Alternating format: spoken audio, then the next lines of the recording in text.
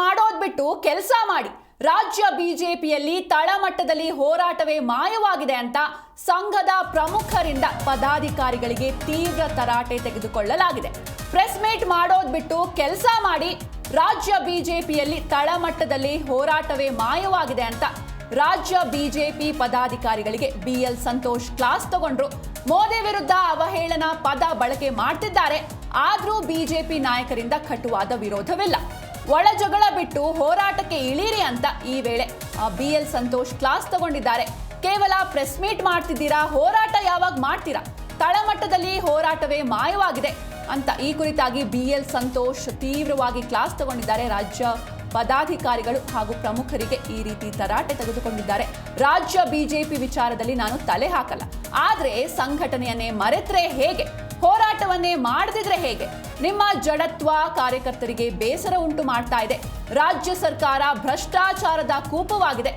ಬಾಯಿಗೆ ಬಂದಂತೆ ಮಾತಾಡ್ತಿದ್ದಾರೆ. ಎಲ್ಲ ದರ ಏರಿಕೆ ಮಾಡಿದ್ದಾರೆ. ಇದಕ್ಕೆ ವಿಪಕ್ಷ ಬಿಜೆಪಿಯ ಪ್ರತಿಕ್ರಿಯೆ ಏನು?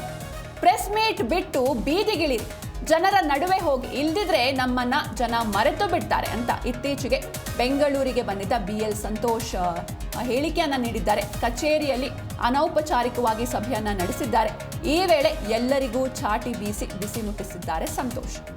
ಇನ್ನು ಬರೀ ಪ್ರೆಸ್ ಮೀಟ್ ಮಾಡ್ತಾ ಕೂತಿದ್ದೀರಾ, ಕೆಲಸ ಮಾಡಿ. ರಾಜ್ಯ ಬಿಜೆಪಿಯಲ್ಲಿ ತಳಮಟ್ಟದಲ್ಲಿ ಹೋರಾಟವೇ ಆಗ್ತಾ ಇಲ್ಲ. ಇನ್ನು ಕಾಂಗ್ರೆಸ್ ಸರ್ಕಾರ ಭ್ರಷ್ಟಾಚಾರದ ಕೂಪವಾಗಿದೆ. ಆದ್ರೆ ಇದಕ್ಕೆ ವಿಪಕ್ಷ ಪಕ್ಷದ ಪ್ರತಿಕ್ರಿಯೆ ಏನು ಅಂತ ರಾಜ್ಯ ಬಿಜೆಪಿ ಪದಾಧಿಕಾರಿಗಳಿಗೆ ಬಿಎಲ್ ಸಂತೋಷ್ ಕ್ಲಾಸ್ ತೆಗೆದುಕೊಂಡಿದ್ದಾರೆ. ಇನ್ನು ಇತ್ತೀಚೆಗಷ್ಟೇ ಬೆಂಗಳೂರಿಗೆ ಬಿಎಲ್ ಸಂತೋಷ್ ಆಗಮಿಸಿದ್ರು. ಇನ್ನು ಕಚೇರಿಯಲ್ಲಿ ಸಭೆಯನ್ನ ಕೂಡ ನಡೆಸಿದ್ರು. ಈ ವೇಳೆ ಎಲ್ಲರಿಗೂ ಚಾಟಿ ಬೀಸಿ ಬಿಸಿಯನ್ನ ಮುಟ್ಟಿಸಿದ್ದಾರೆ ಸಂತೋಷ್ ಅವರು, ಬಿಎಲ್ ಸಂತೋಷ್ ಅವರು. ಇನ್ನು ಕೇವಲ ಪ್ರೆಸ್ ಮೀಟ್ ಮಾತ್ರ ಮಾಡ್ಕೊಂಡು ಕೂತಿದ್ದೀರಾ, ಆದ್ರೆ ಹೋರಾಟ ಯಾವಾಗ ಮಾಡ್ತೀರಾ? ತಳಮಟ್ಟದಲ್ಲಿ ಹೋರಾಟವೇ ಮಾಯವಾಗಿದೆ. ಇನ್ನು ರಾಜ್ಯ ಬಿಜೆಪಿ ವಿಚಾರದಲ್ಲಿ ನಾನು ತಲೆ ಹಾಕಲ್ಲ, ಆದ್ರೆ ಸಂಘಟನೆಯನ್ನೇ ಮರೆತ್ರೆ ಹೇಗೆ ಎನ್ನುವಂಥ ಪ್ರಶ್ನೆಯನ್ನ ಕೂಡ ಕೇಳಿದ್ದಾರೆ. ಈ ಕುರಿತಂತೆ ಹೆಚ್ಚಿನ ಮಾಹಿತಿಯನ್ನ ನೀಡ್ತಾರೆ ನಮ್ಮ ಪ್ರತಿನಿಧಿ ಜನಾರ್ದನ್ ಹೆಬ್ಬಾರ್. ಜನಾರ್ದನ್, ಇನ್ನು ಇತ್ತೀಚೆಗೆ ಬಿಎಲ್ ಸಂತೋಷ್ ಅವರು ಬೆಂಗಳೂರಿಗೆ ಬಂದಿದ್ರು. ಈ ವೇಳೆ ಕಚೇರಿಯಲ್ಲಿ ಸಭೆಯನ್ನ ಕೂಡ ನಡೆಸಿದ್ದಾರೆ. ಜೊತೆಗೆ ಎಲ್ಲರಿಗೂ ಚಾಟಿ ಬೀಸಿ ಬಿಸಿ ಮುಟ್ಟಿಸಿದ್ದಾರೆ ಸಂತೋಷ್. ಈ ಕುರಿತಾಗಿ ಹೆಚ್ಚಿನ ಡೀಟೇಲ್ಸ್ ನೀಡೋದಾದ್ರೆ ಸಿಂಚನಾ, ಬಿಎಲ್ ಸಂತೋಷ್ ಮತ್ತು ರಾಜ್ಯ ಬಿಜೆಪಿ ವಿಚಾರದಲ್ಲಿ ಸಾಕಷ್ಟು ಬಾರಿ ಚರ್ಚೆ ಆಗಿದೆ. ರಾಜ್ಯ ಬಿಜೆಪಿ ಅಧ್ಯಕ್ಷರ ಬದಲಾವಣೆ ವಿಚಾರದಲ್ಲಿ ಅವರ ಹಸ್ತಕ್ಷೇಪ ಇದೆ ಅನ್ನುವಂಥ ಆರೋಪಗಳು ಕೂಡ ಸಾಕಷ್ಟು ಬಾರಿ ಕೇಳಿ ಬಂದಿತ್ತು. ಆದ್ರೆ ಅವರು ಸ್ಪಷ್ಟವಾಗಿ ಬೆಂಗಳೂರಿಗೆ ಇತ್ತೀಚೆಗೆ ಬಂದಂತ ಸಂದರ್ಭದಲ್ಲಿ ರಾಜ್ಯ ಬಿಜೆಪಿಯ ಪದಾಧಿಕಾರಿಗಳಿಗೆ ಹೇಳಿದ್ದಾರೆ, ರಾಜ್ಯ ಬಿಜೆಪಿಯ ಆಂತರಿಕ ವಿಚಾರದಲ್ಲಿ ನಾನು ತಲೆ ಹಾಕಲ್ಲ, ಆದ್ರೆ ಪಕ್ಷ ಸಂಘಟನೆಯನ್ನೇ ನೀವು ಮರ್ತಿದ್ದೀರಿ ಅಂತ ಹೇಳಿ ಎಲ್ರಿಗೂ ಕೂಡ ಗರಂ ಆಗಿ ಮಾತಾಡಿದ್ದಾರೆ. ರಾಜ್ಯ ಸರ್ಕಾರದ ಕೆಲ ಸಚಿವರುಗಳು ಎಲ್ಲರೂ ಕೂಡ ಮೋದಿ ಬಗ್ಗೆ ಮಾತಾಡ್ತಾರೆ. ದರ ಏರಿಕೆ ಆಗಿದೆ, ಭ್ರಷ್ಟಾಚಾರ ನಡೀತಾ ಇದೆ, ಇಷ್ಟರ ಮಟ್ಟಿಗೆ ಅವರು ಆಹಾರವನ್ನು ಒದಗಿಸ್ತಾ ಇದ್ದಾರೆ ವಿಪಕ್ಷಕ್ಕೆ. ಆದಾಗ್ಯೂ ನೀವೆಲ್ಲ ಸುಮ್ಮನೆ ಕೂತಿದ್ದೀರಿ, ಮೋದಿ ಬಗ್ಗೆ ಅವರು ಕೀಳಾಗಿ ಮಾತಾಡ್ತಾರೆ.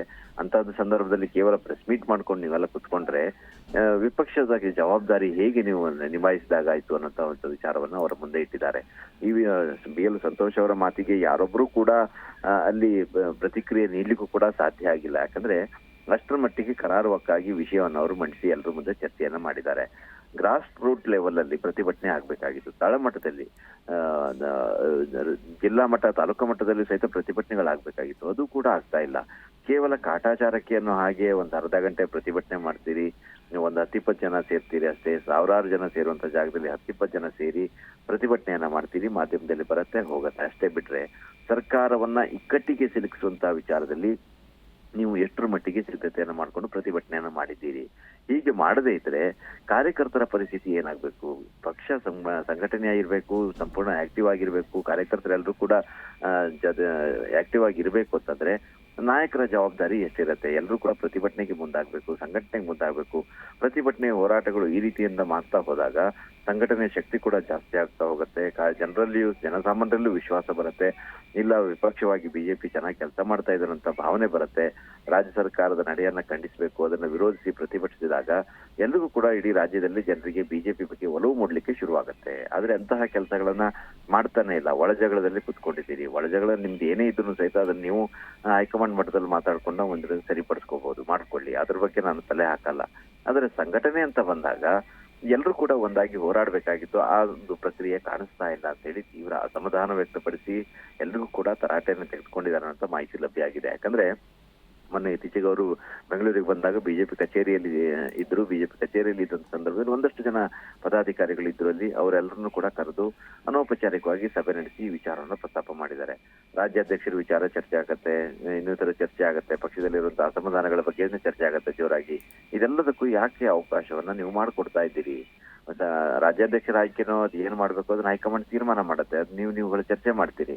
ಆದ್ರೆ ಸಂಘಟನೆ ಬಗ್ಗೆ ಯಾರೆಲ್ಲ ನಿಮ್ಗೆ ಕೊಟ್ಟಂತ ಜವಾಬ್ದಾರಿಯನ್ನು ನೀವು ನಿಭಾಯಿಸ್ತಾ ಇದ್ದೀರಿ, ಅದ್ರ ಬಗ್ಗೆ ಗಮನ ಯಾಕೆ ಹರಿಸ್ತಾ ಇಲ್ಲ ಅಂತ ಹೇಳಿ ಪ್ರತಿಯೊಬ್ಬರನ್ನು ಕೂಡ ತರಾಟೆ ತೆಗೆದುಕೊಂಡು ಮಾತಾಡಿ ತಕ್ಷಣನೇ ಜಾಗೃತರಾಗಿ ಇನ್ನು ಮುಂದಾದ್ರೂ ನೀವು ತಳಮಟ್ಟದಿಂದ ಹೋರಾಟ ರೂಪಿಸುವಂತ ಒಂದು ವಿಚಾರಕ್ಕೆ ಮುಂದಾಗಿ ಚಿಂತನೆ ನಡೆಸಿ.